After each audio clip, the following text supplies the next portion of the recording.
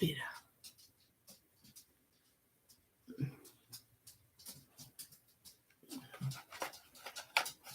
Whisper to me.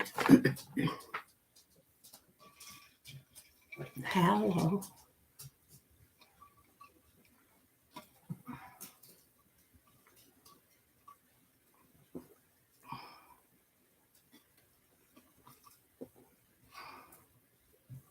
See if a couple more people come.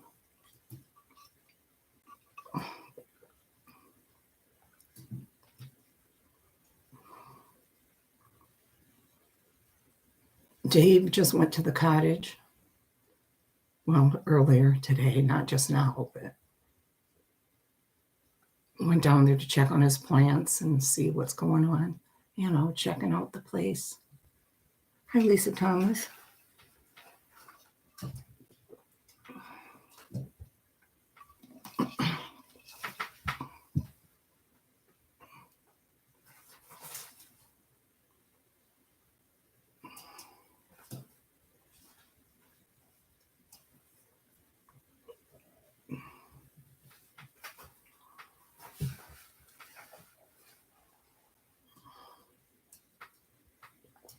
Give me a couple minutes, see if anybody else comes. If not, that's okay.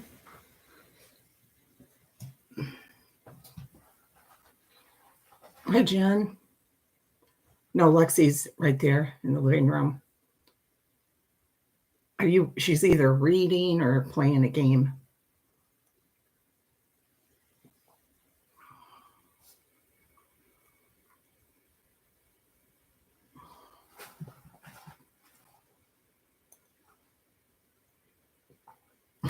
Your video with your son is cute. And Wendy in the back always yelling. She doesn't like to come on the camera, huh? That much.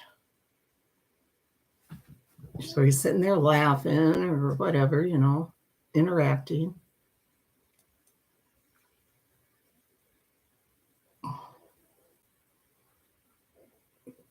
So you just got over to Mommy Ramblings and she was off then, huh, Davida? I went up on panel and she was sleeping. But she'd gone all day.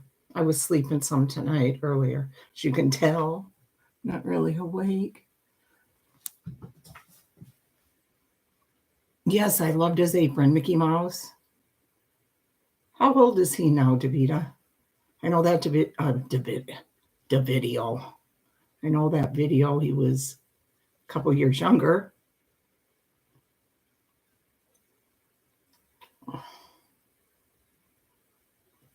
I'm guessing he's what, 35? What? He was 44 then? He looks so freaking young. I was going to guess that he's 35 right now. So what do you guys want? Well, I was wanting to read. Hi, Aunt She. I was wanting myself to read more of Haunted Gary. But I don't know if you guys want it or not.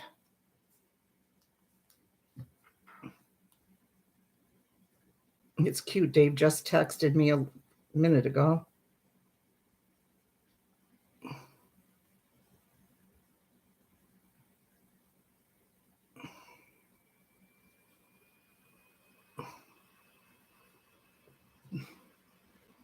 He says, I'm still alive if anyone cares. Now he's saying good night.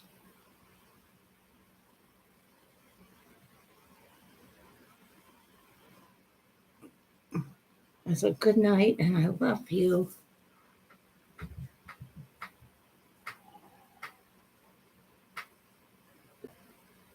Hi, Moo.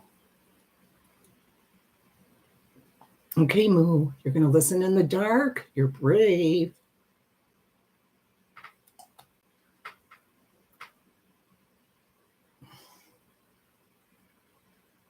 Okay, look at my vitamins too now, guys. It's a liquid. Tastes like medicine that I had when I was a little kid. It's from my son-in-law from his office.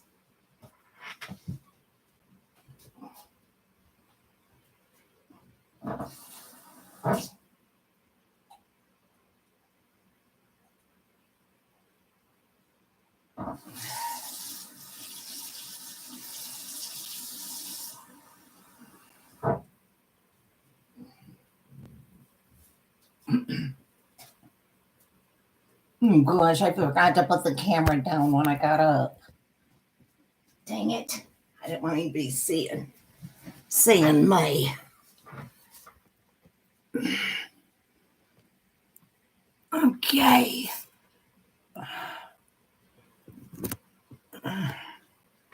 Oh, it got darker. Wish it would stay darker. I look better in the dark. No, I've never heard of those, Aunt She.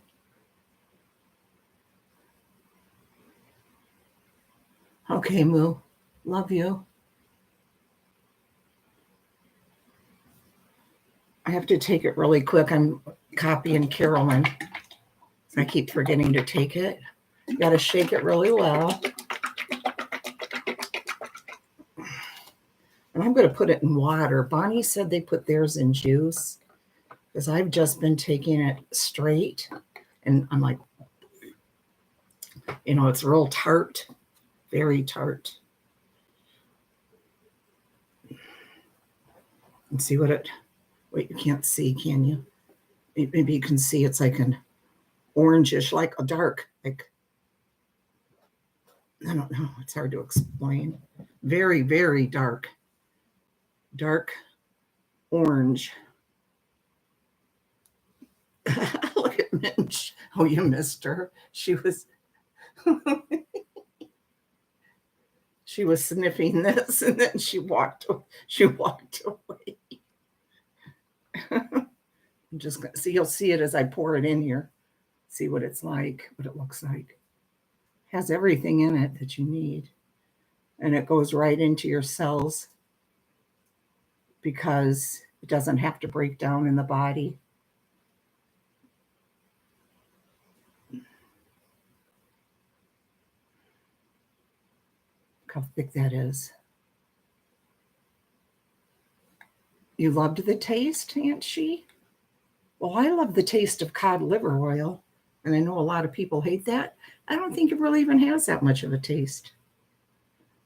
Oh, and see it, like, you can't see, but I was just going to say it kind of floats a little bit, some of it. Oh, I can't even taste it now, really. I should have just done it plain.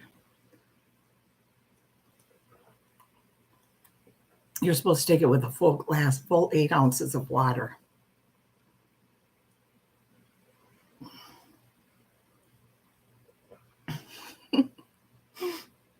Down the hatch.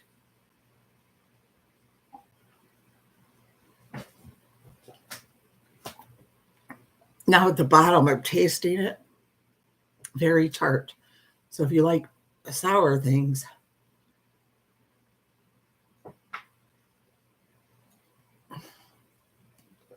you like sour stuff, it's really good.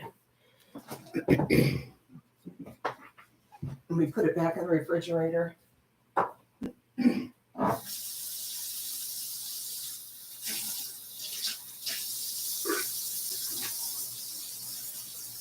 I'm used to the taste now, but when I first tasted it, I tasted like, I don't know, it was like medicine that I had as a kid. Like penicillin or something.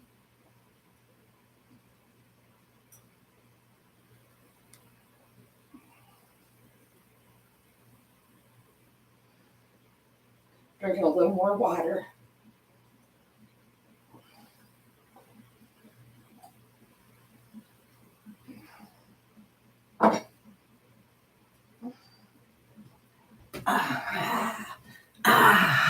Oh, I forgot to hide myself. Dang it.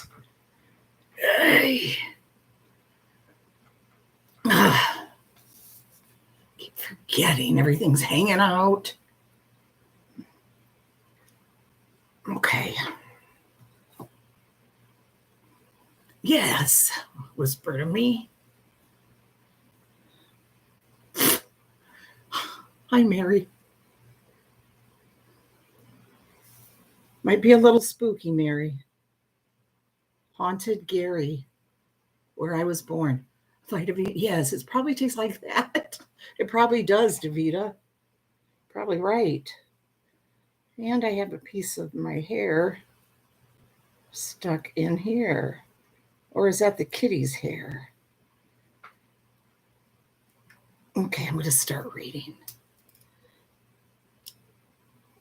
Yeah, clap. Edit those parts out, the two of them. That's right. Wonder if Kevin will come. He's probably so tired. Okay, again, please. Please, no. Go on now. Go, baby. Okay, I'm going to read more out of Haunted Gary.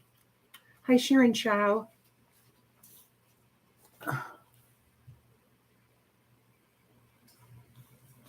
Where I was born. I told you guys that last night.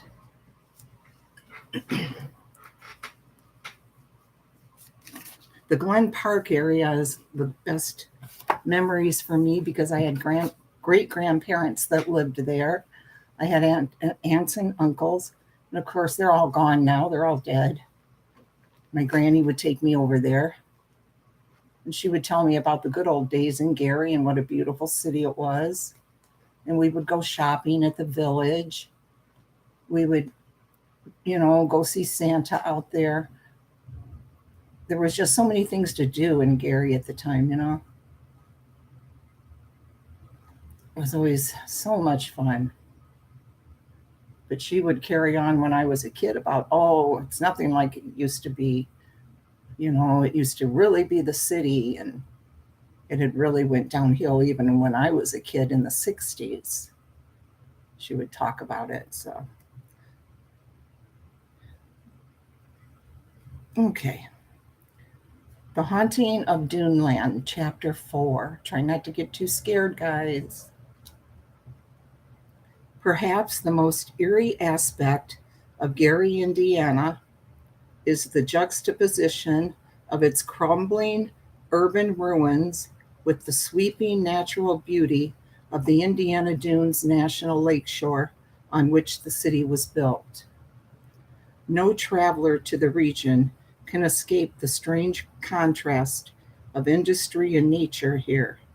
The skyline of steel mill smokestacks and the gray silhouette of Chicago on the horizon against the unspoiled expanse of sand and water.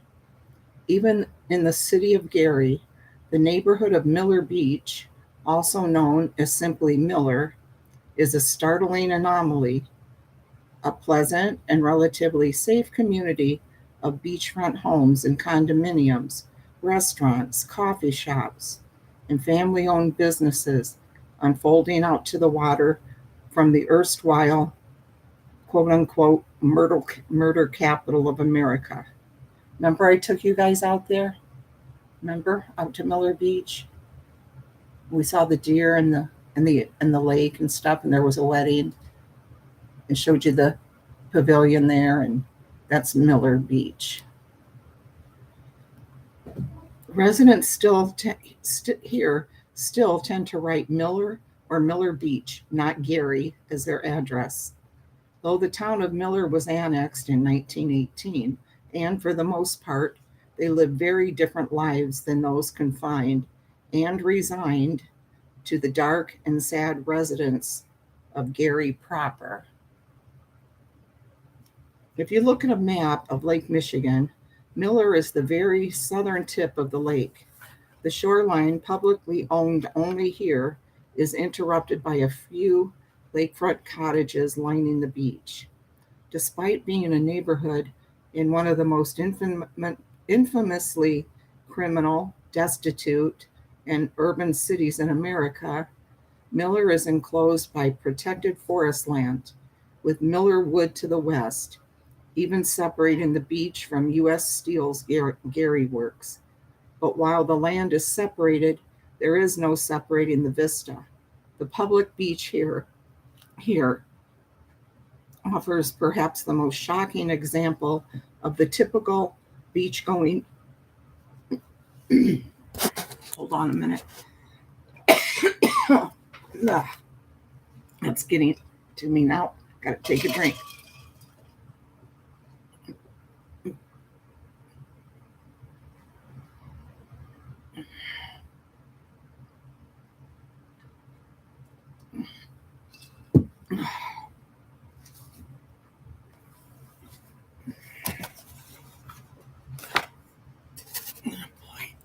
Sorry, guys.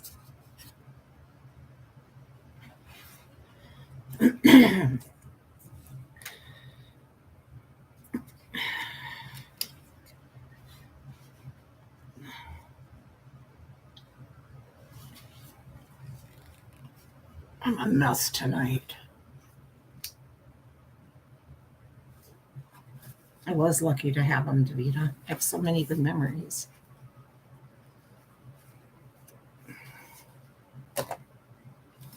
Okay.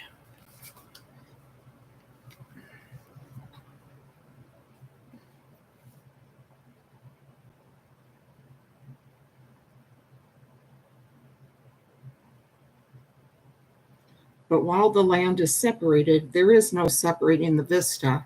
The public beach here offers perhaps the most shocking example of the typical beach-going experience in the Indiana dunes, which finds bathers frolicking against a backdrop of adjacent factories and smokestacks above blue water, golden sands, and dune grasses.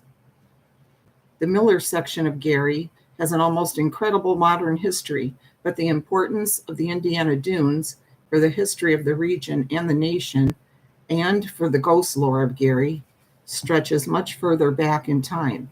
Here's a picture of Miller Beach circa 1910 from the archives of Indiana University Northwest.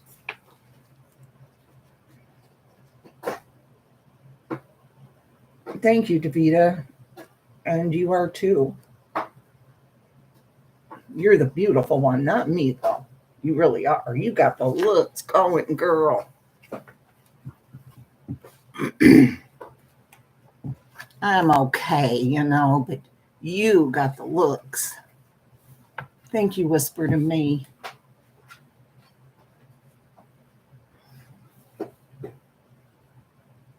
Humans have flourished in the Indiana dunes for some 14,000 years, since the retreat of the glaciers developing from the glacial lakes that formed between the Valparaiso moraine and the receding ice. After the ebb of the glaciers, the area was a thriving hunting ground, but with very few permanent settlements, the oldest of which probably did not emerge until around 200 BC to AD 800. Wow, I'm learning more history of the area. With the advent of European exploration and trade, native populations either dug in their heels and tried to monopolize the trade centers or simply moved to avoid the encroaching foreigners. Artifacts from early native history have been found all across the dunes, dating back as far as 7,800 BC. Wow, 7,800 BC? Crazy. Of course, one of the most recognizable signs of Indian settlement are the plentiful burial grounds scattered across duneland. Several groups of mounds were previously identified, some of which have been lost over time. Excavations at the Big Blowout area of the Indiana Dunes State Park near the Little Fort site yielded a skull and vertebrae with an arrow lodged inside.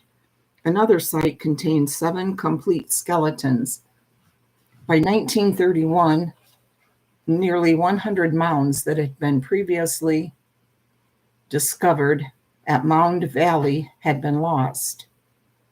Legendary tales passed down by the Potawatomi and Miami trace these tribes to the Indiana Dunes prior to the Iroquois War or Beaver Wars, which dragged on from 1641 to 1701.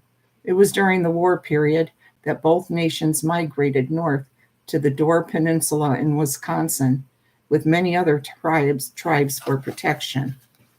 Most of the history of the Iroquois War is from French records, and so focuses on French Canadian interest. Little is known about the details of the wars and their effect on the native populations of Northwest Indiana. What we do know is that by 1677, the Miami and Potawatomi had begun to return to the southern shore of Lake Michigan, the Miami to the western bend of the Calumet River, near present-day Blue Island, Illinois. I hope you're enjoying this, Moo. I know you like history. You're going to drink oh, yeah, you got that going, don't you? Right, Nancy, all liquids today. Yep, I remember. I wish I was having it because I love when they put you to sleep. That feels so great. Let's see. On the far eastern edge of the dunes, the Miami and Muscatine had returned to the St. Joseph River area of Lake Michigan sometime after, sorry guys, I'm getting lost here, after 1673. Another village grew at the portage from the south bend of the St. Joseph after 1679. Additional villages may have been located through the dunes by this time, but there is no mention of any villages in the journals of the French explorers. There will be a test about all this history. Passage through the dunes, like settlement in the area, was never easy, and attempts to traverse the sandy shoreline became legendary in Indiana lore. The first evidence of trail mapping in the region comes from the writings of Joseph Bailey. That's where I'm going to take you guys sometime, the Bailey Homestead. I love it there. In 1822, when he became the first settler in the area just south of the Calumet Beach Trail, also known as the Lake Shore Trail. After the War of 1812, the American government turned an eye to the area of passage as leaders of the growing populace looked to establish military roads joining the scattered forts of the westward moving nation. The intended road, meant to link the fort at Detroit with that at Chicago, is still a major route between Chicago and Detroit today. That road followed the Great Sauk Trail from Detroit to modern LaPorte, Indiana. Here, the traveler had two options: to head somewhat south to enter Chicago from the west, or to follow the lakeshore all the way to Fort Dearborn. Interestingly, travelers from northwest Indiana to Chicago today still have the options of entering the city by the free highway of I-94 or by following the old military road of present-day I-90 along the lakeshore and over the Skyway Bridge, along the soldiers' route originally called the Chicago Road. And we take both of those routes. Hi, Barbara. Yeah, we take both of those routes, I-94 and the toll road.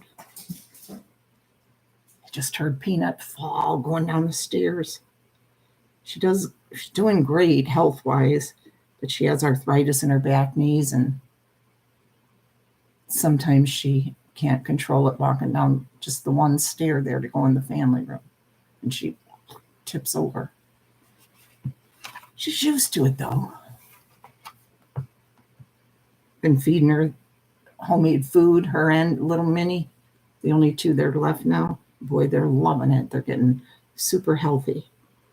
Okay, it was this road to which the evacuation party. Oh, hi, Karen is watching. Thank you. It was this road to which the evacuation party at Fort Dearborn Dearborn was headed in the summer of 1812 when the group, led by Billy Wells, was attacked by Indians in today's South Loop neighborhood of Chicago, their bodies scalped and abandoned on the windswept sands south of the river.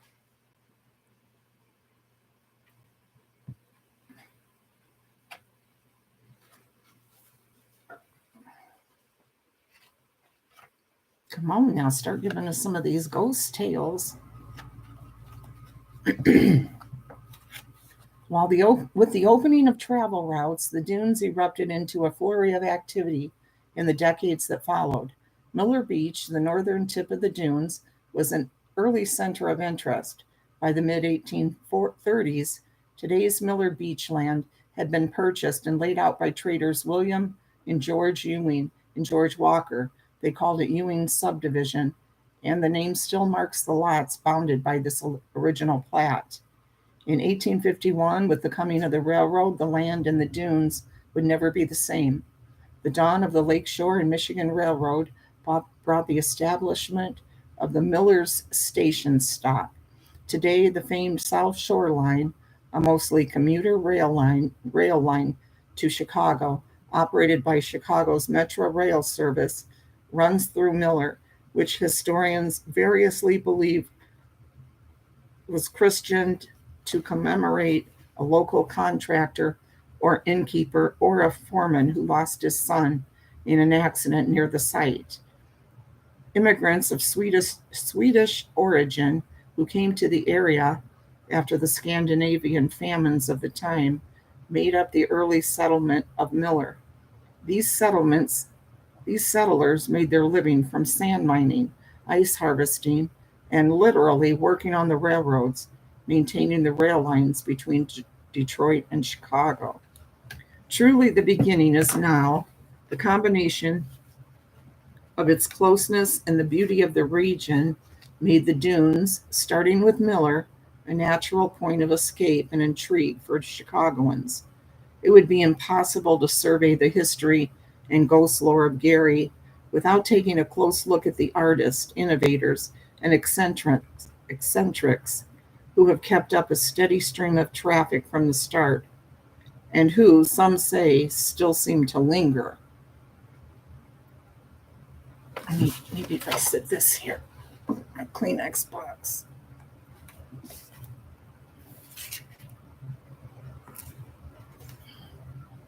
Thanks, Whisper to Me. Good job.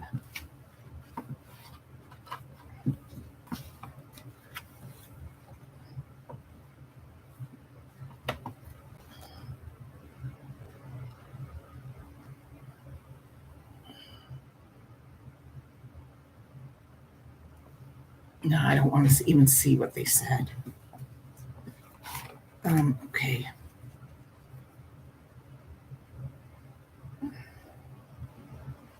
One particularly bizarre early incident concerned Chicago's infamous Whitechapel Club, a ragtag organization of urban rogues who met in secret, indulged in myriad strangeness, and adhered to a strict system of rituals and revelries. One of the club's members was I'm just going to say Honor, Honore, Joseph Jackson, a Canadian who was rumored to have fought in an Indian rebellion and escaped hanging by fleeing to Chicago.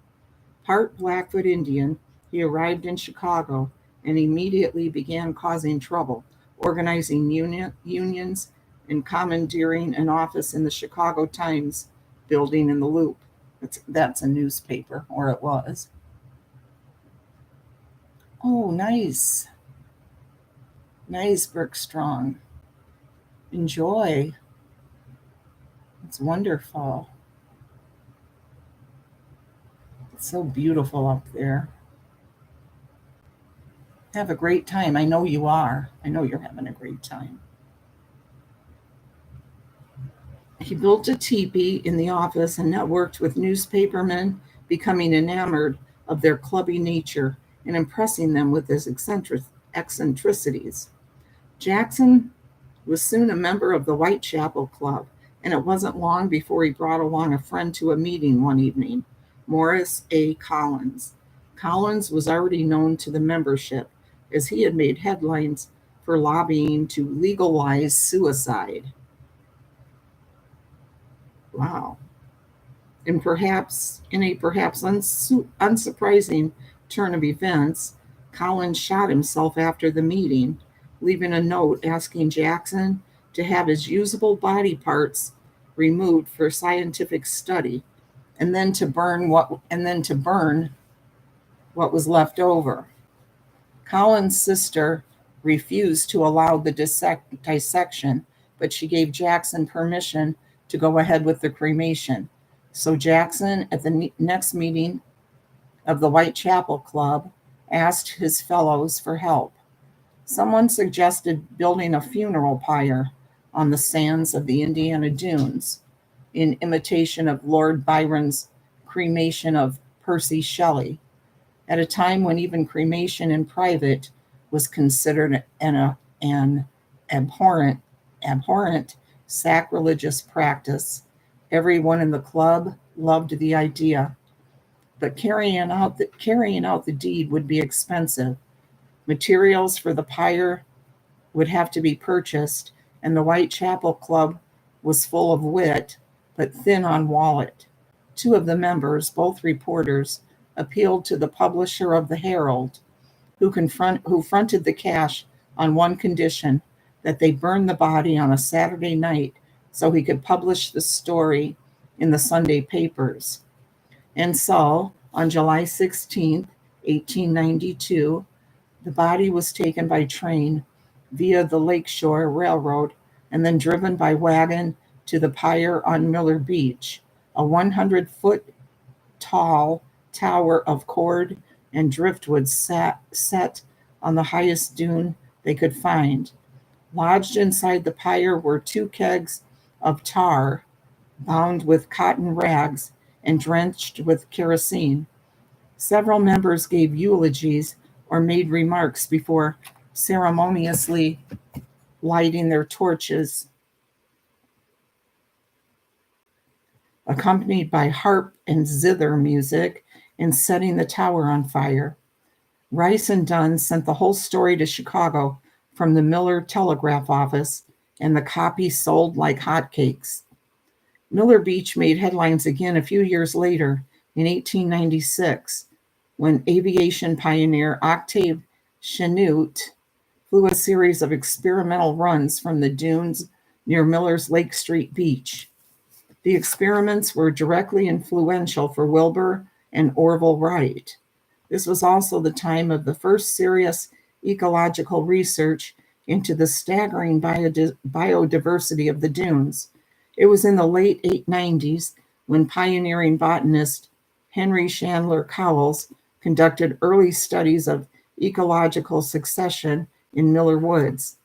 In subsequent decades, Chicago Selig, Polyscope, and Essanay Studios used the Miller Dunes and beaches as scenery in numerous silent films, including Essanay's The Fall of Montezuma, 1912, starring Francis X. Bushman, the Brad Pitt of his day, in which the dunes suggested the Mexican coastline. Filmed at Miller Beach, the studio employed for the final battle scene the entire 1st Regiment of the Illinois National Guard. But all was not great in Miller. In 1907, local residents had fought to incorporate as the town of Miller after the staggering growth of Gary threatened annexation. But in the 1910s, Gary again eyed Miller for annexation in order to provide a lakefront park for the employees of the mills, and a joint parks department was founded in 1915, establishing shared administration. Evening, Kevin, or morning. I didn't know if you'd be coming. You had a busy day. Hi, Deborah Ivy.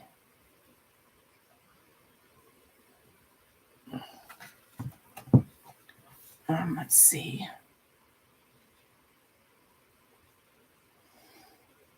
But when problems arose in the land sale, Gary threw a fit and petitioned to annex Miller and claim the park property according to eminent domain. In 1918, Gary won, and Miller became a part of the Magic City, though it had been actually quite magical on its own.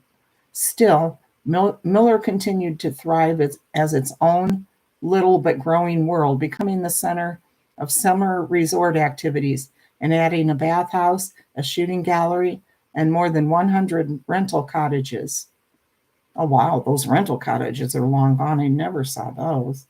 In the 1950s, Miller began to attract Chicagoans as well, many of whom came for vacation and ended up staying or buying vacation property. Miller's new settlers included author Nelson Algren, who bought a house on the East Lagoon with the proceeds from the Pulitzer Prize and sales of The Man with the Golden Arm. Oh, wow. Remember? I think it was somebody in here, we were talking about how much we loved that movie, The Man with the Golden Arm, with Frank Sinatra. Wow. So he had a house over here in Miller. And the guy who wrote it, and he had a Pulitzer Prize for it. Another wave of migration from Chicago began in the 1990s with numerous upwardly mobile Chicagoans, especially those of alternative lifestyles, attracted to the unique and tolerant atmosphere of Miller Beach. Millerites were not living in a bubble, however. With the increasing tensions of the century, the Miller neighborhood became a deeply segregated white area where blacks were, for some time, allowed only if they had business as workers.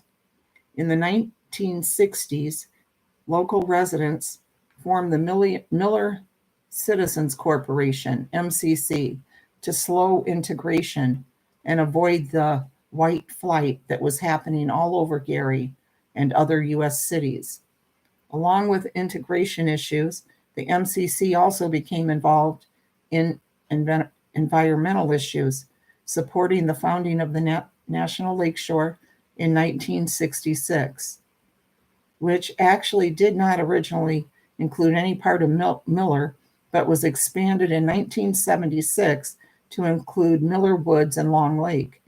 Even in the 2000s, Miller continued to lead the state in important matters, even successfully getting a residential property tax cap written in the Indiana Constitution. Ghost stories written into the Indiana Constitution. Ghost stories are epidemic in Duneland, beginning even farther northwest of Gary, where visitors to Whiting Beach, known today as Walhalla Beach, have long reported shadowy figures from another era walking on shore, dripping wet, dressed in both ancient bathing wear and also fully dressed in turn of the century, 19th century clothing. After taking a few steps onto the beach, the figures typically vanish. Other visitors to Walhalla report hearing laughter ringing on the wind off the lake, though no one is near, and the sounds of children playing in the tree-filled areas of the adjacent park. Also haunting that park is the frightening figure of an elderly man who is reported to appear directly in front of hikers, seemingly out of thin air, sometimes with a startling cry or moan. Yay.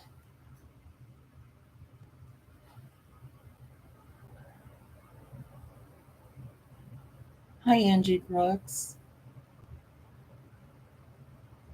Hi, Deborah Ivy. Let me get a drink, guys.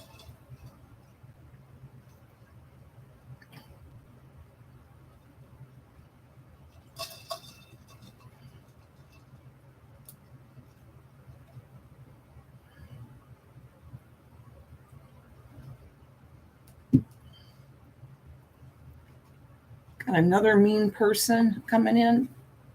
Whisper to me.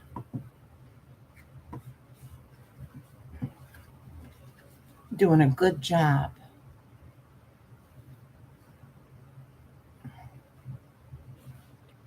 At Miller Beach, rumors of gangland burials in the sands during the Prohibition era have led residents and visitors to wonder if the curious figures sometimes seen strolling or sitting at the water's edge, dressed in fedoras and top coats, even in high summer, maybe some phantom residue of that violent American era.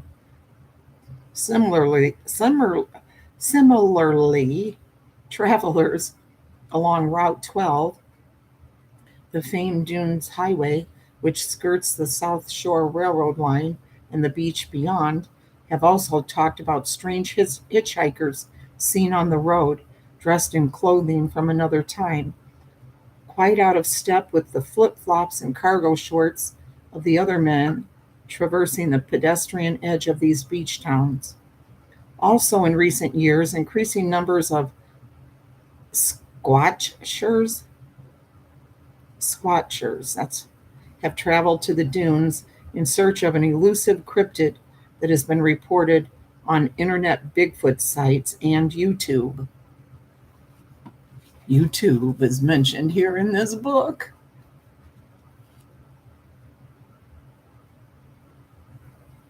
Maybe that means these ghosts are real. Hi, Aurora. That's okay. You don't have to have your glasses on. Just lay back and listen.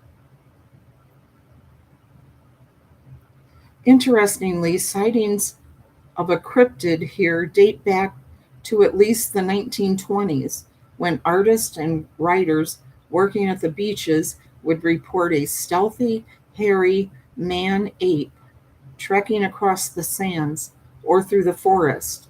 At the sprawling festive beaches on the National Lakeshore, farther along the coast, bathers sometimes tell of hearing cries across the sands at the area where Little Fort once stood, and there are occasional reports of the apparition of a lone soldier at the site of the Battle of Petty Fort, Little Fort, during the American Revolution. Here's a picture.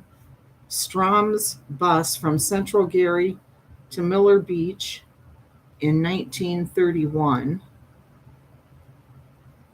courtesy of the archives of Indiana University Northwest again.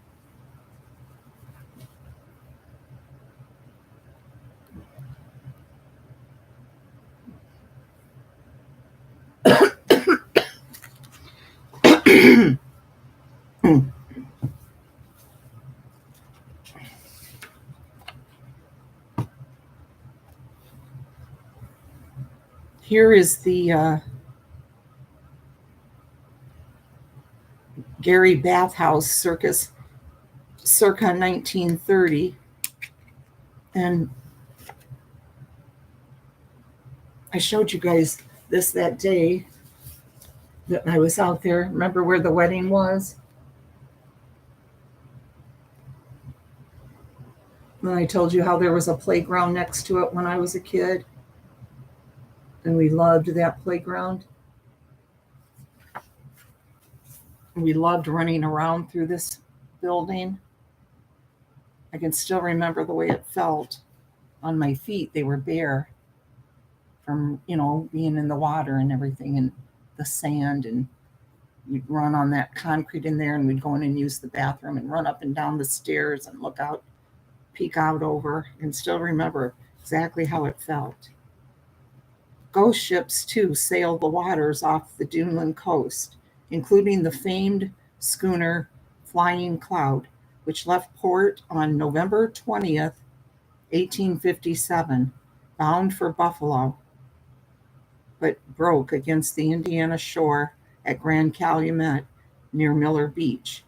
The Chicago Tribune described the wreck, and this is their description of it. At the wild, bleak coast covered with snow and no friendly hands to render assistance, the whole of the crew were already nearly frozen and unable to swim. They consisted of 9 persons, mostly belonging to Cleveland, viz. Alexandra Sherwood, captain, George Gordon, first mate. Paul Stead, second deck officer. John Blank, steward. Shipped at Chicago from Bark Morgan. And John Small, George Grimsby, Watt Bain, Francis Fox, and Henry Coleman crew. Only the last two were saved. The captain, steward, Small, and Grimsby were soon so badly frozen that they were unable to move. The captain wanted to jump overboard, but was prevented by the others, as he would have drowned immediately, though he was only to die the more lingering death of freezing. Gordon, Bain, and Fox jumped overboard 24 hours after the vessel struck and after she had become a perfect wreck, and succeeded in getting ashore. But the two former froze to death and are now on the beach dead. A shingle maker with a shanty nearby furnished Fox with shoes and clothes and assisted him to Miller's Station, a mile or two distant, from whence he came to this city. He is badly frozen. The boy, Coleman, managed to get ashore alive and remained at the shanty near the wreck, badly frozen. Some wonder if the myriad phantoms seen roaming in the sands of Miller Beach may be the vanquished passengers of the ill-fated Flying Cloud, or if the hazy schooner seen offshore each November may be the ghost ship of the long-gone vessel. But the Flying Cloud does not sail the Duneland waters alone. J.D. Marshall, a 154-foot wooden vessel, capsized during a furious squall more than 100 years ago, and its wreckage still lies about a half mile offshore. 4 crew members perished in the sinking. The tragedy occurred the night of June 10th, 1911, when Captain Leroy Rand was headed back to Chicago after loading salvage from the wreck of the Muskegon, a ship that had been destroyed by fire while docked in Michigan City. The trip to Chicago was an easy one, but the hull sprang a leak and began taking in water. Captain Rand anchored the ship while the crew worked on the repair, but in the meantime, a freak storm came off the lake, sending 20-foot waves blanketing the anchored vessel. The ship rolled over and sank quickly to the floor of the lake, taking with it 3 crew members who had been working on the repair in the hull. The captain heroically swam to shore, where he found a lifeboat and rowed to attempt rescue of the rest of his men.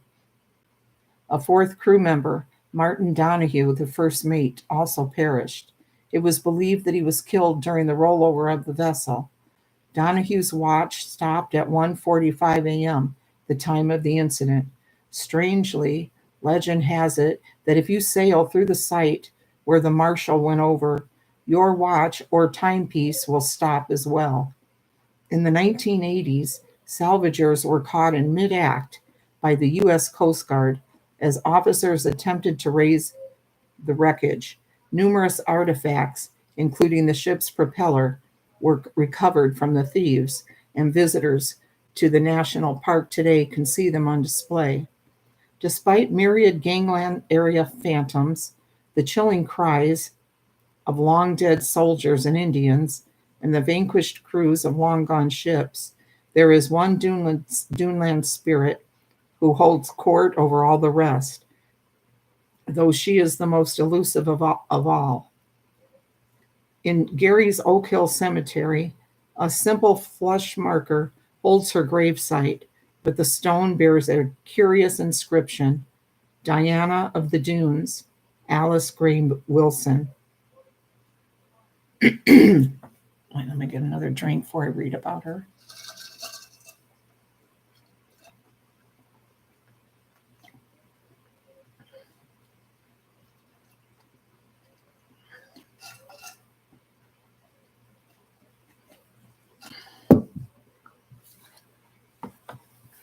They would have a Diana of the Dunes festival. I never had went to it. I was never sure what the story was on her. Guess I'll know now. The stone was placed by a devotee of the headstrong hermit years after her death in 1925. That the grave exists here in Gary is odd in itself.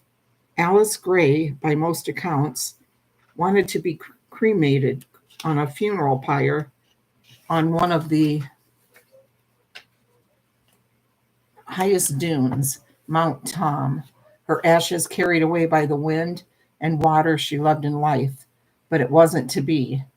Alice Gray was born in Chicago and graduated Phi Beta Kappa in 1903 after completing a degree in mathematics at the University of Chicago.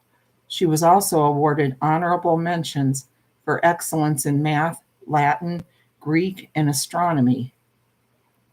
After matriculation, Gray went to work as a computer at the Division of Meridian Instruments to the United States Naval Observatory, where she cultivated a passionate interest in tide research.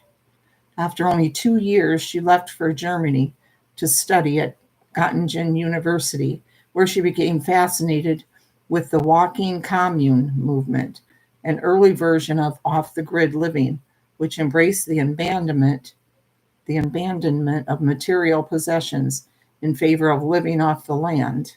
I'll show you this drawing of her real quick while I finish reading. Sketch of Diana of the Dunes by artist Dale Fleming.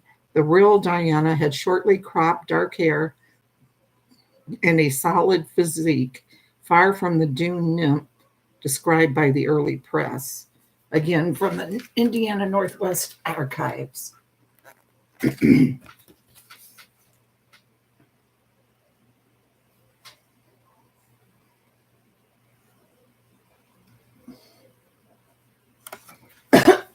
Excuse me.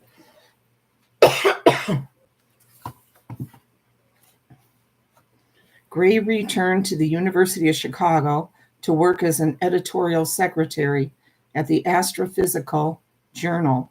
Later that year, however, she walked off the job, abandoned her home, family, and friends, and went to live in the Indiana dunes, literally. Weirdly, Gray went to the dunes having been inspired by Lord Byron.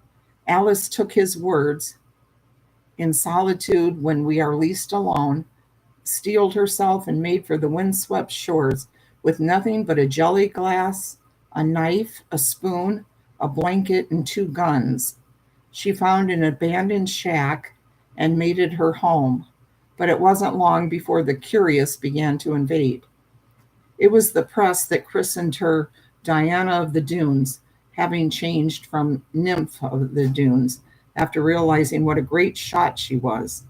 The name of Diana, the goddess of the hunt, seemed a more fitting moniker for the woman whom the press had imagined as a sort of ghost of the beach, but whom they quickly came to realize was rather an incredibly strong warrior for self-reliance. Reporters and curiosity seekers were eager to learn about her lifestyle, how she made driftwood boxes and sold them to buy bread, how she caught fish and gathered berries and plants for food, how she furiously studied nature at the Miller Library, engaging patrons in passionate conversations about freedom as the means to a true life. In 1920, the press took an even greater interest in Diana. The independent hermit had met a man. Paul Eisenblatter was what many would call a quote-unquote shady character. Going by the alias of Paul Wilson, Eisenblatter was also a recluse. Details of his first meeting with Gray are sketchy at best, but by 1921, they were literally quote-unquote shacking up in a shelter they called the Wren's Nest. After the couple moved in together, reporters were relentless, constantly demanding interviews, prying into their love life, and asking if the couple was married. No one really knows. It wasn't uncommon for the feisty Gray to get into shouting matches, and even fistfights with reporters and police. Boy, these people were nosy, weren't they? Thinking that they should know all about this lady and this man. In 1923, the couple finally decided to leave the dunes behind after being accused of involvement in a sensational murder. Confronted by the local deputy, Wilson ended up shot in the foot and Alice pistol whipped by most accounts, her skull fractured in the altercation. Oh, the incident was the proverbial last straw for the couple. On top of the real estate development of the dunes and the new Dunes Highway, Highway 12, the climate was too much to bear. The solitude and peace they had sought was now too hard to find. Let me get a little more water, guys, okay? Now I remembered to put it down this way.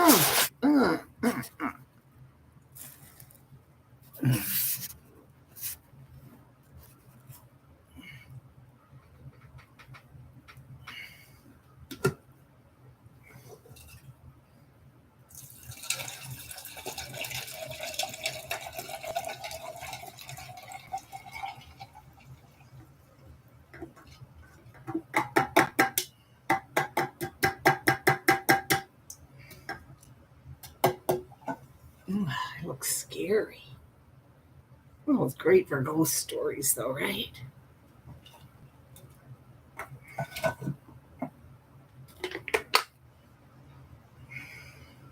Put my can right there. Caroline Connor, if you're listening, my friend, you need to come out and get my hair trimmed. The top is too long now where I can't get it to do anything. You know, I want it to be fluffy. Got to make my horns look.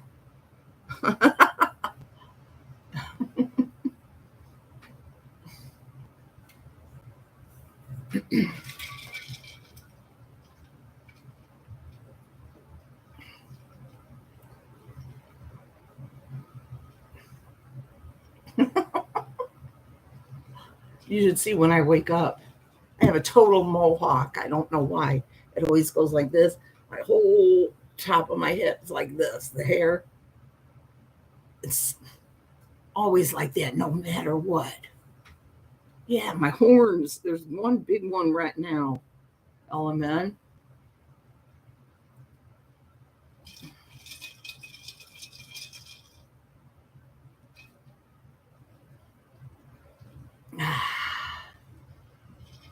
You know me, I have my water.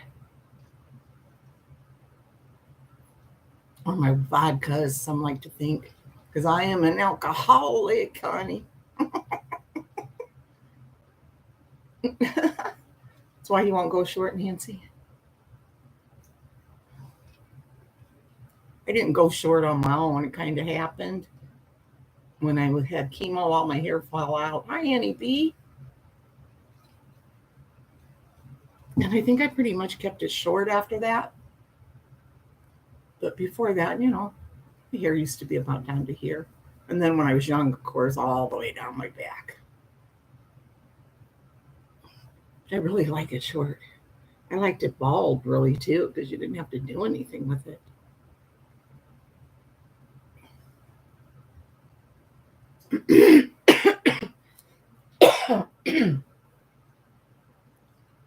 I'll get right back to this in a second. Do you, Nancy M? Well, Caroline Connor said that means you're intelligent.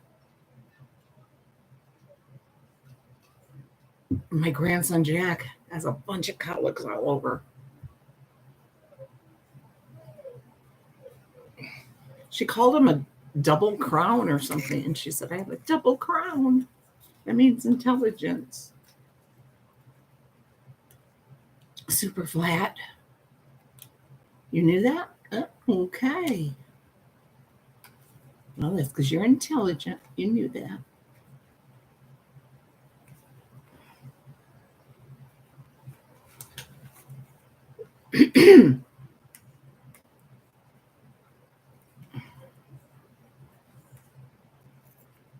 Give me a second. Hope you guys aren't too bored with this, but same here, Nancy. No, your hair's poker straight, Mine was always, wavy and curly. I still have all the wave in the back, but the front doesn't have wave anymore, really. Yeah, the back of my hair, she can tell you. What's it? Caroline Connor, she can tell you. I have a lot of wave in the back.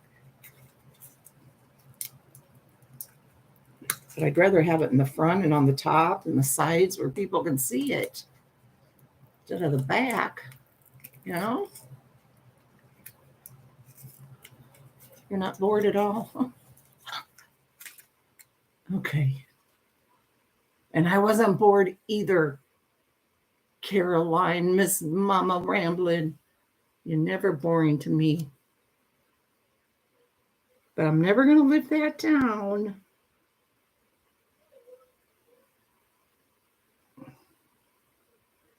Okay, here we go.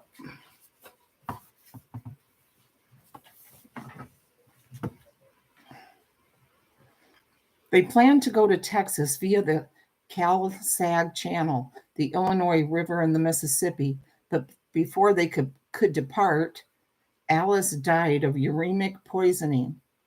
At the funeral, when reporters once again accosted Wilson, he drew a gun and threatened to kill the reporter and himself. Wilson was thrown in jail, and Alice was buried in Oak Hill Cemetery against her wishes to be cremated on Mount Tom. That's terrible that they did that to these people, isn't it?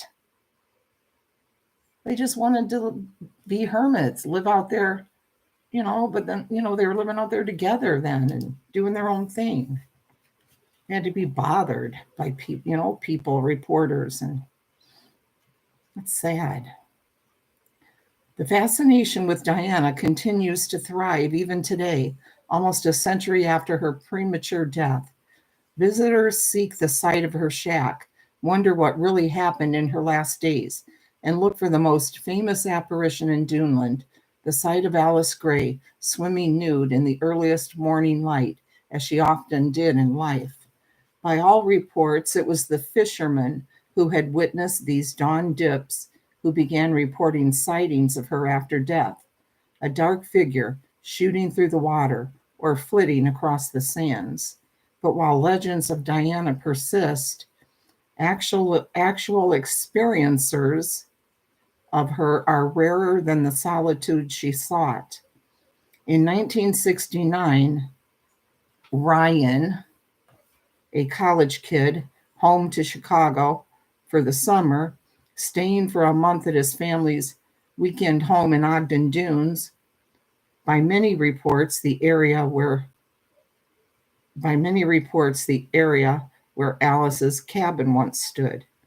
The house was on a dune along the shore, and Ryan had gone out onto the front porch early one morning after waking.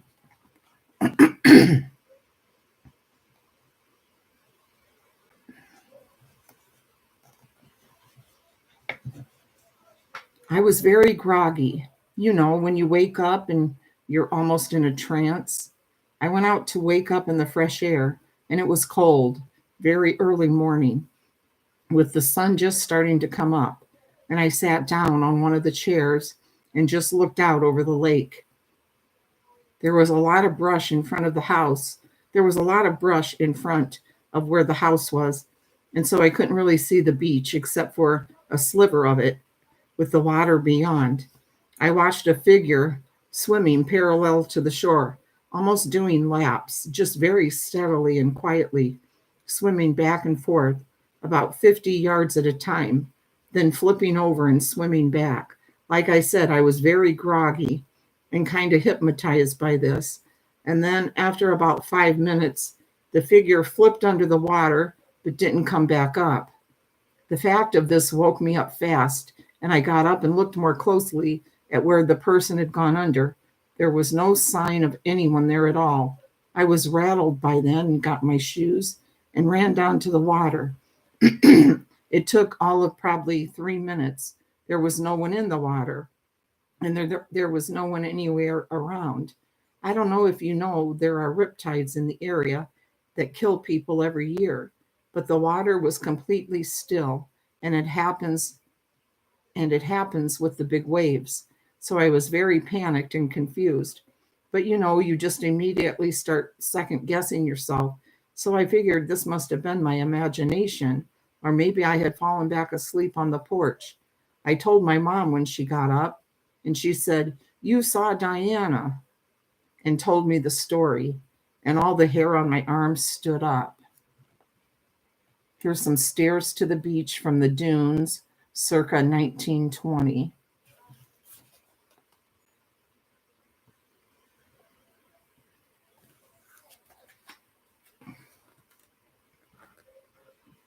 So happy out here, Davida. Annie B.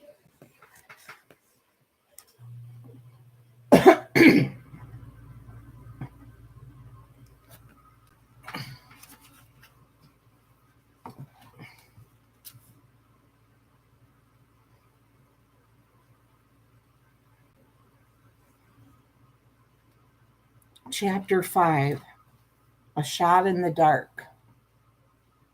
Looking for the lady in red of Black Oak. The neighbor of Black Oak teeters on the far south side of the city. Many locals, named Wiley, nicknamed the area White Oak, as it is the only predominantly white neighborhood in the city of Gary. Originally a somewhat lawless ragtime settlement outside of town, Black Oak was annexed in 1976 under the administration of Mayor Richard Hatcher. Prior to that, Black Oak had been an unincorporated area informally associated with nearby Hammond, and the area still has the Hammond area code for telephone numbers.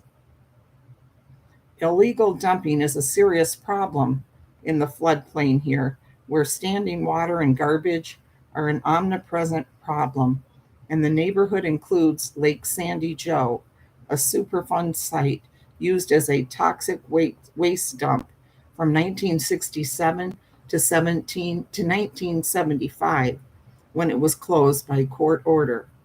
Today, the neighborhood is a mixture of trailer parks and environmental waste, haunted, as is the rest of the city, by better times and more than one ghost. Most of the neighborhood lies within the floodplain of the Little Calumet River, which is rife with ghost stories of vanishing hitchhikers and other phantoms. See Chapter 9, A Girl in the Road. But these wraith-like women do not wander Black Oak alone. Tales persist here too of a so-called Lady in Red of Black Oak, who is supposed to have been the proprietor of a local brothel during the days of Prohibition. According to rumors, the site, though the building is now demolished, is still a place where passerbys will hear residual sounds from the brothel's violent past: car tires screeching, women crying out from violence, machine gun and pistol fire, and even the wail of babies crying,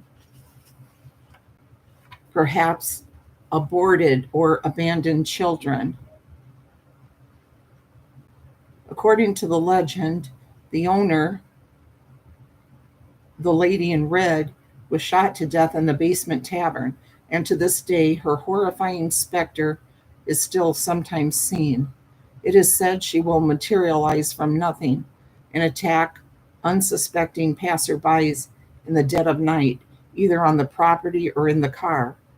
lunging at pedestrians or throwing herself on the hoods of passing cars. Oh, that reminds me. Sometime I'll show you guys my newspaper article. I had a picture of it on my phone Shelly had sent me, but it's so far back now, I think, in the messages. But my dad has the yellow newspaper article of his aunt. So I believe it was his mother's sister. I believe she was only 15 or 16, and she was murdered over in Gary. And I believe they have like a picture of her face or something, and tells in the article what happened. I'll have to show that sometime. I'll have to ask my dad if I can borrow it. Diligent searching and talking with locals uncovered no clues about the historical reality of the legend of the Black Oak Lady in Red, no more than the faintest notion of where her brothel might have been. But a police officer colleague did say that the area continues to have a reputation as sort of a anything goes Wild West kind of place. According to stories told by old timers, the area was a hotbed of vice, filled with taverns and gambling dens, and even an opium den, and more than just one brothel. But memories are so sketchy and written history non existent, so the locations of any such establishments are lost to time. Though no trace of a Black Oak Lady in Red could be found, a curiously fitting setting came to light in the city proper, with some interesting similarities to the folktale. The ghost at this location, however, is much more famous. Here's an abandoned trailer park. I'll show you guys the picture in Black Oak, 2015. Ugh, man, does it look bad. I know it is terrible, right? LMN W50. Yeah, she was a young girl.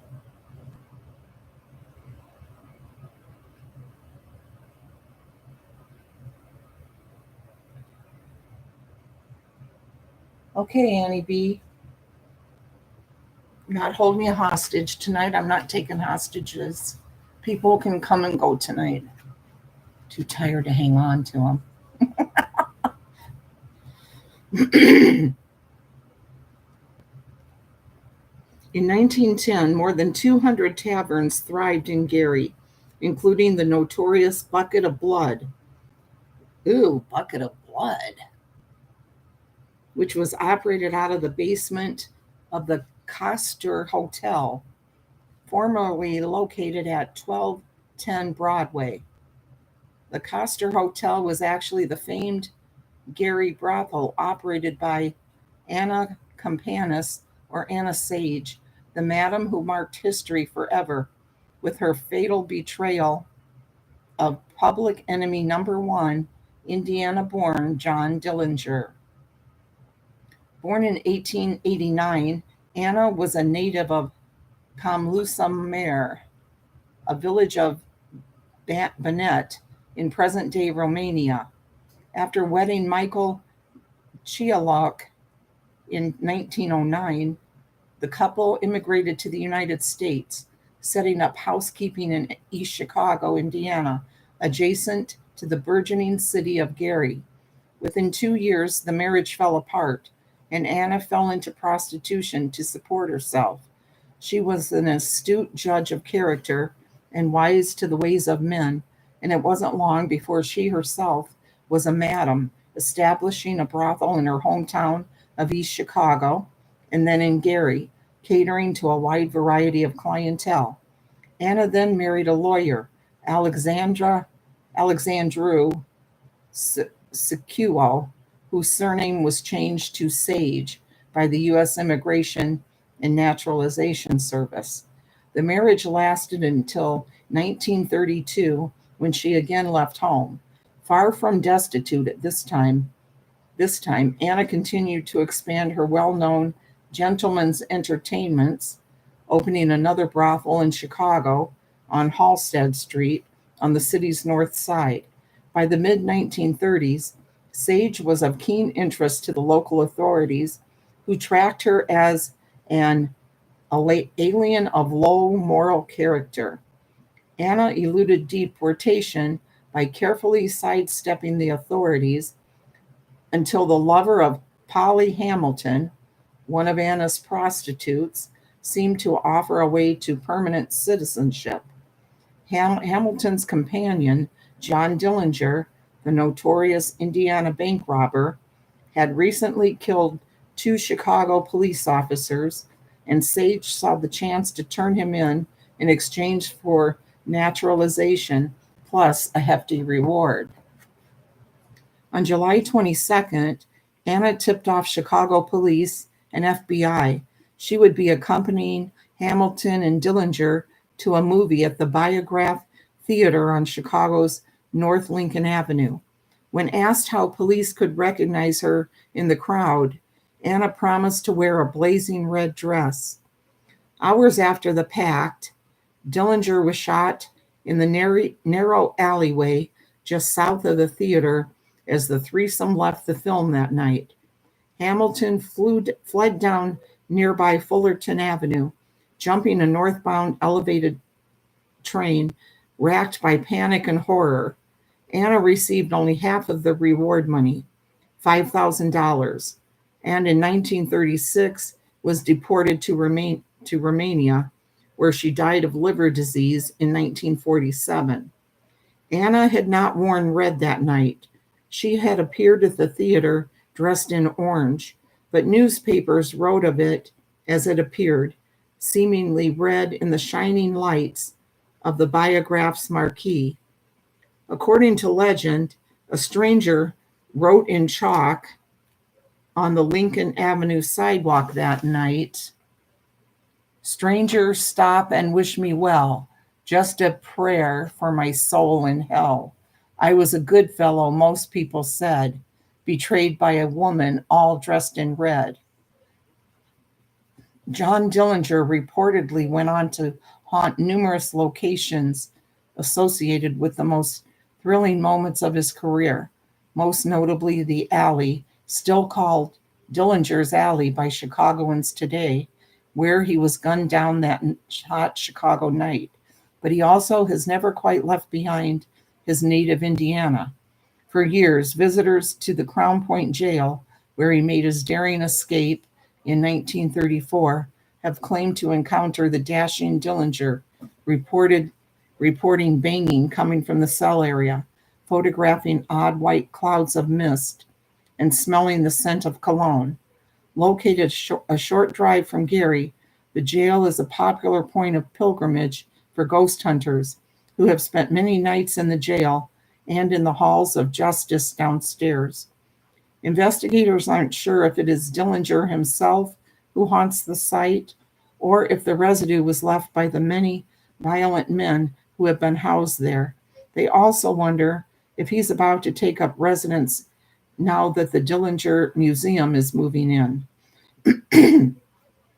The staff of the Dillinger Museum, previously located in the Indiana Visitors Center in Hammond, but recently moved to Crown Point, have talked for years about the odd going-ons around the late Public Enemy's artifacts, including the clothes he was shot in and the wicker basket used to move his body.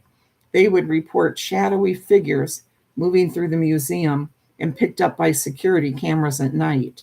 But what of Anna Sage? What of the Lady in Red? And what about Black Oak? There is no doubt that Black Oak is a deeply haunted place, but its elusive lady continues to be just that. As for the bucket of blood and its headstrong proprietor, they are gone on the wind as well. Today, the site of the Coaster Hotel is a strip of stores composing the 1200 block of Broadway in the heart of struggling Gary.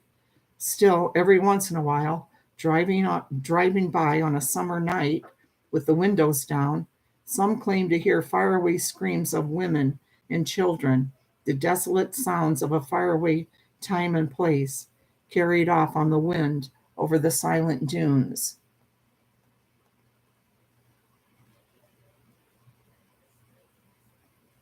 Chapter 6, On the Way Home. Ghost of Reeder Road. Oh, they mentioned Old Stagecoach Road. We go on there a lot. We've been on there tons of times. Hi, Deborah Ferris. Oh, woke up freezing? Get that heat going now, girl. I'm sure you have.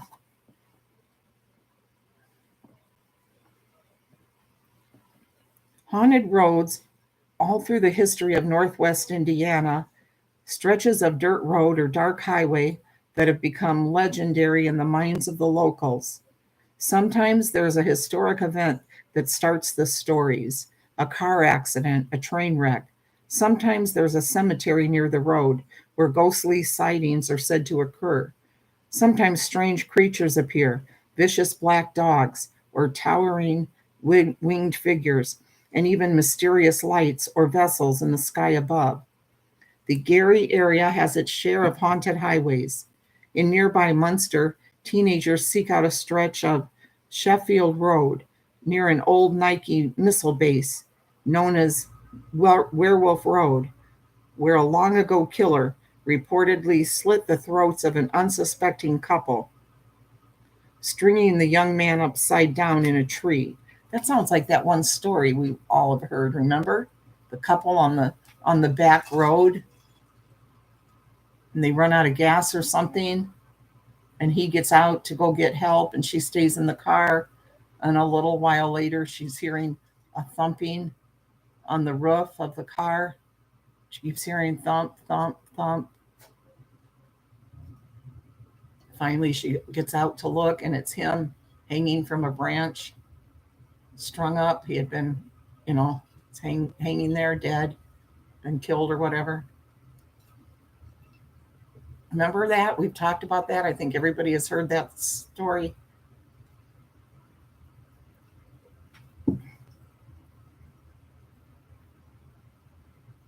Hiya, Heartmate Wise. I haven't heard that here. I've only been to Munster a few times.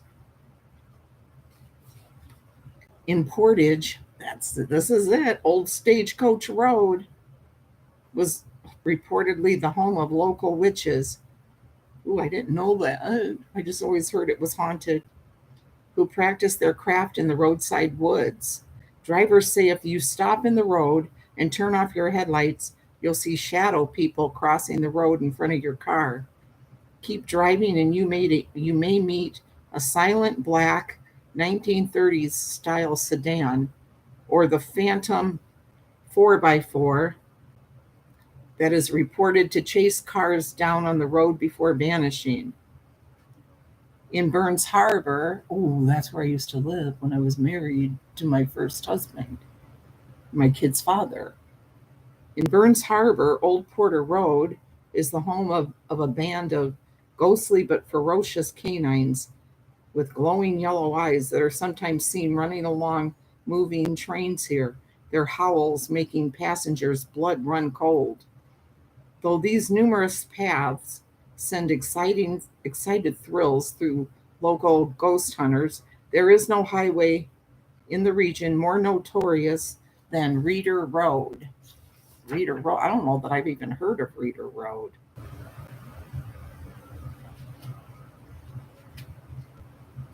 So they're lying there because I've never heard. I'm kidding. Just because I haven't heard of it. Here's a picture of it. The entrance to Reeder Road is closed to vehicle traffic today, though it once provided a shortcut from Griffith to Maryville. Oh, that's because I never really go out that way.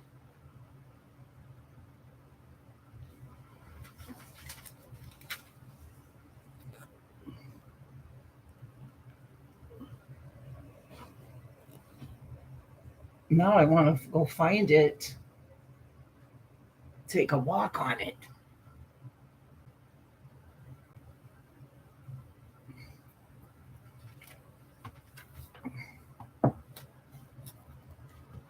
The road is today an abandoned footpath leading through the woods on the outskirts of Gary in the little town of Griffith. To find Reader's point of origin, one must approach from Colfax Street and head toward Oak Ridge Park, where the old blocked off entrance can be found.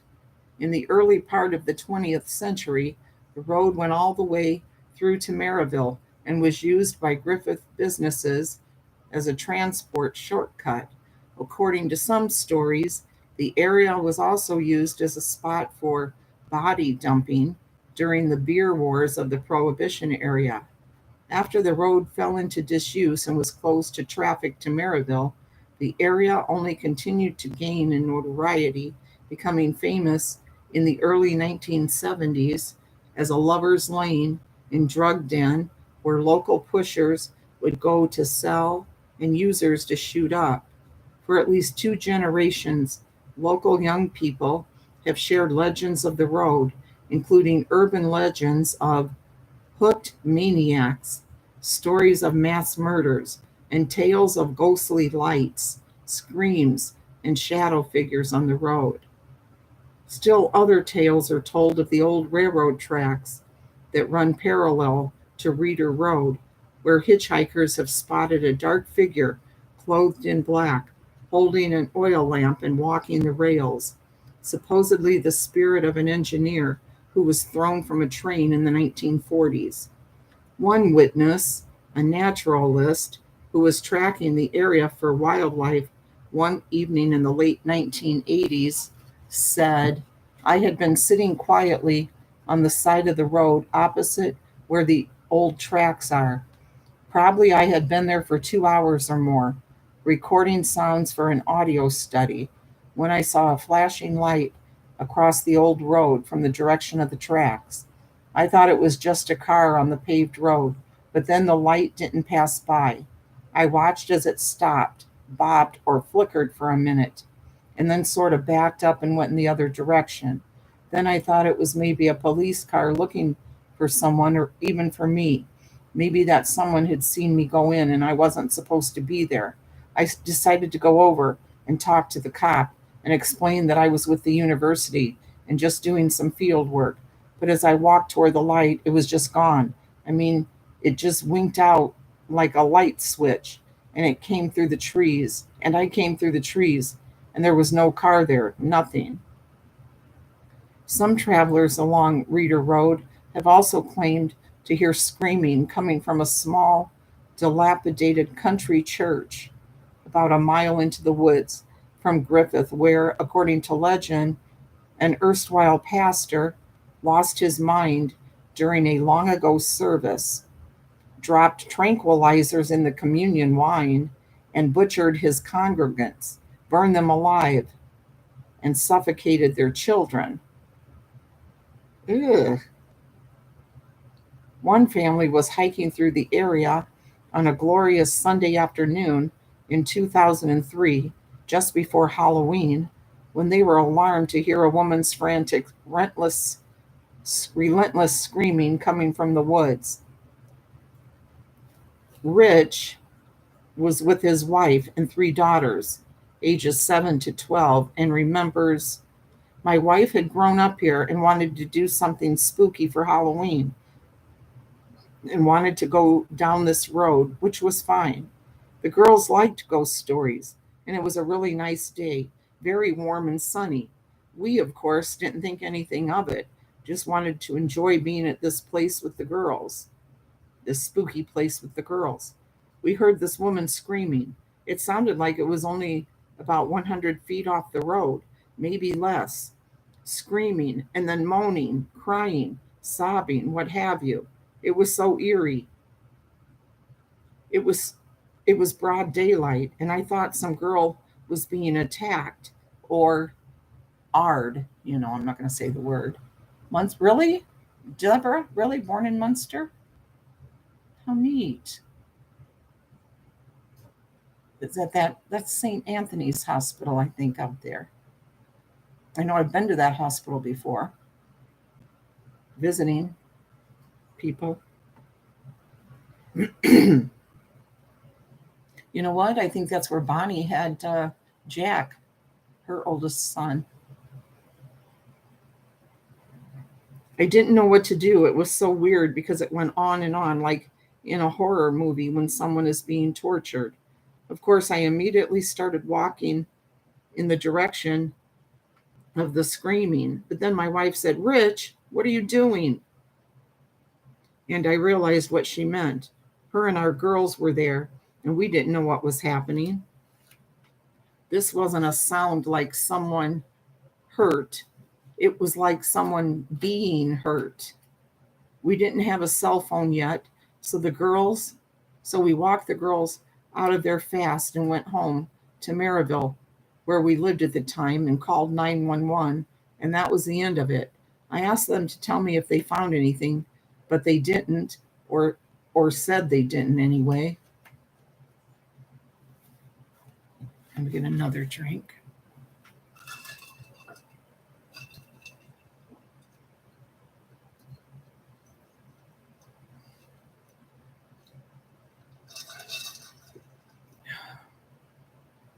Hi, Greg Alec.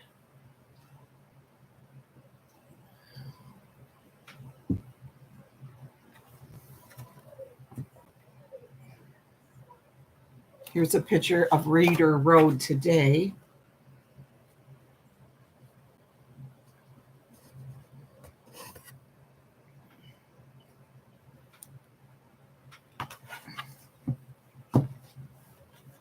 Without a doubt, the most talked about phantom of Reader Road is a third Gary area vanishing hitchhiker believed to have been a girl named Elizabeth Wilson.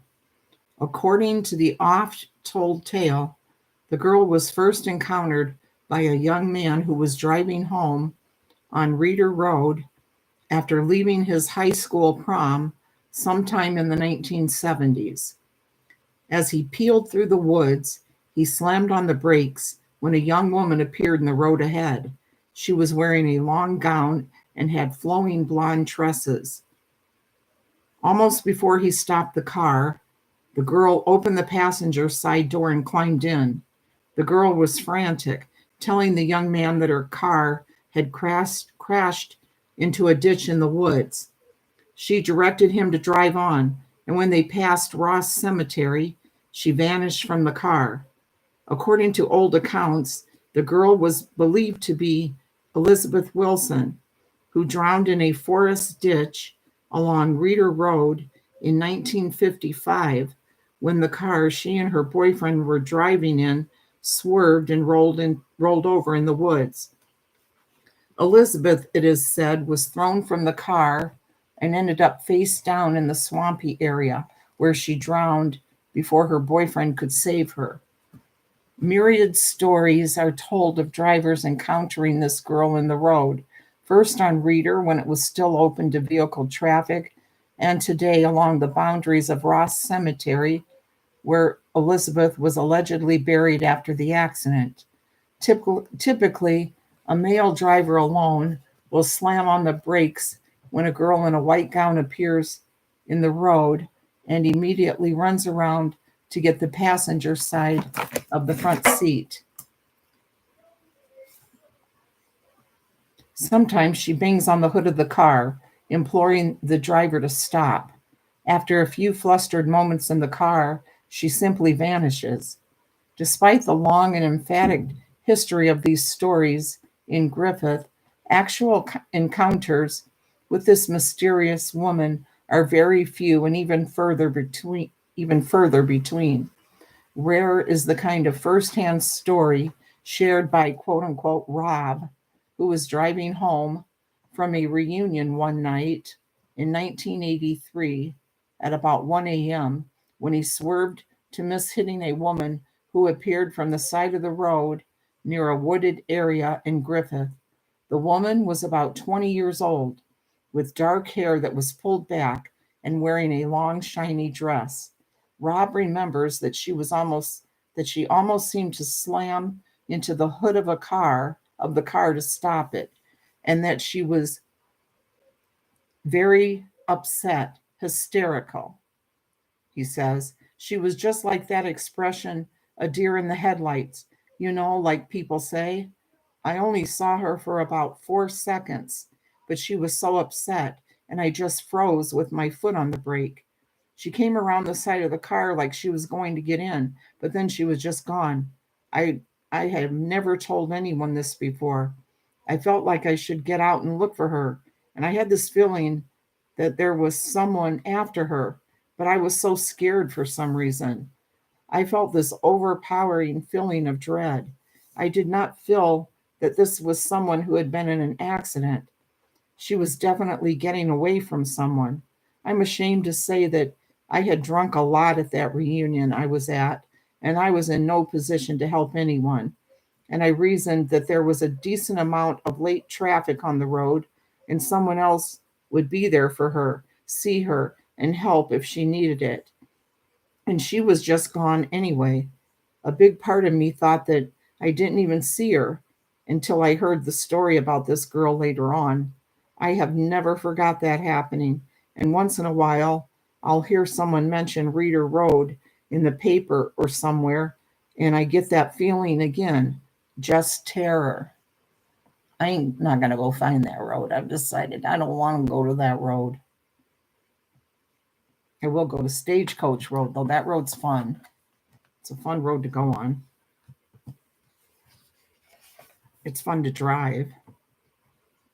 Exhaustive searches have yielded no records of hi Paradise have yielded no records of an Elizabeth Wilson or any other young woman killed in this area in this time period. It's possible that the legendary Ghost of Klein Avenue story has been transplanted to this much spookier locale, as Klein runs through the town of Griffith, and Reader Road is not far from the banks of the Calumet River, where the storied woman in white has most often been seen. Sadly, however, a second ghost story surrounding someone with the name Wilson sprung up here after the violent death of a young ghost hunter on the road. For 2 generations, local kids have told the tale of ghost cars seen along Reader Road, including a white 1970s station wagon, which travelers have reported as driving right through the locked entrance to the road. Some believe this ghost car is part of the paranormal residue left from a tragic accident that befell a group of ghost hunters in the 1970s when 18-year-old Bruce Wilson was killed by a train while trying to rock the family station wagon off the tracks. Oh. His brother and friends were pushing from behind after the vehicle became stuck on the rails during a jaunt in the borrowed family car through the notorious woods. According to accounts, the others tried to coax Bruce out of the car, but he kept insisting that he could get it free. The train struck the car with the young man still inside, and his brother watched in horror. Bruce Wilson is buried in nearby Ross Cemetery, the burial ground forever tied by ghost lore to the region's most legendary road. And here is Ross Cemetery. It's in Griffith. It's rumored burial site of Elizabeth Wilson, though no burial records or even legal records have been found to prove her existence.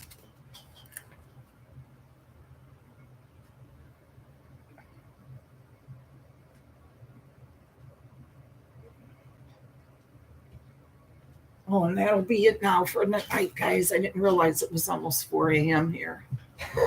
So I can go to sleep, back to sleep.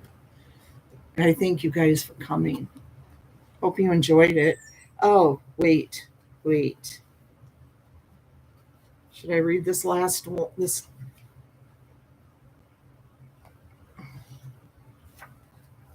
No, I'll save this. This is that one that's pretty well known.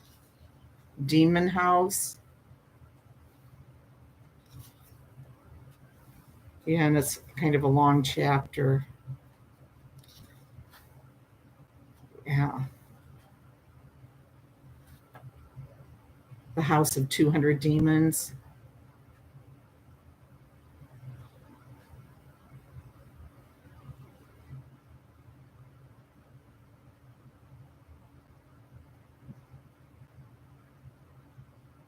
Yeah, I'll wait on that. Good night, guys. Love you guys. Thank you for coming.